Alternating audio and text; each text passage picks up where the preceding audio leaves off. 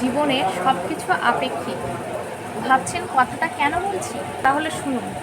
কারো কারো মার্সিডিজ গিয়ে থামছে নিষিদ্ধ পল্লীতে, আর ঘরে দীর্ঘশ্বাস ফেলছে তার অপেক্ষারত স্ত্রী। আবার কেউ কেউ এমনও আছে যারা ভাঙা ঘরে থেকেও সুখের জোয়ারে ভাসছে। এমন কেউ আছে যারা ডাইনিং টেবিলে বসেও তৃপ্তি করে খেতে পাচ্ছে না। আবার উল্টো দিকে কেউ কাঁচা লঙ্কা পেঁয়াজ কচলিয়ে গোগ্রাসে পান্তা খাচ্ছে। দামি খাটে শুয়েও কারোর ঘুমের ওষুধ না হলে ঘুম হচ্ছে না। আবার এমনও আছে যারা হিমেল হাওয়ায় মনের আনন্দে ঘুমাচ্ছে। কেউ কেউ ভাবছে যে আর কটা দিন বাদে তো ডিভোর্সটা হয়ে গেলেই মুক্তি। আবার জানেন তো, কেউ কেউ একটা সম্পর্ক টিকিয়ে রাখার জন্য জীবন বাজি রেখে লড়াই করে যাচ্ছে। কেউ কেউ একটা সদ্যজাত সন্তান আনার জন্য হাহাকার করছে।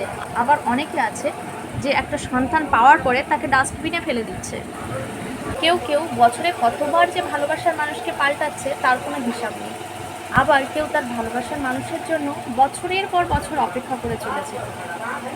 আবার এমন কেউ আছে যারা নতুন শাড়ি পেয়েও পছন্দ নয়, তাঁতের শাড়ি বেনারসি পেয়েও তাদের পছন্দ নয়।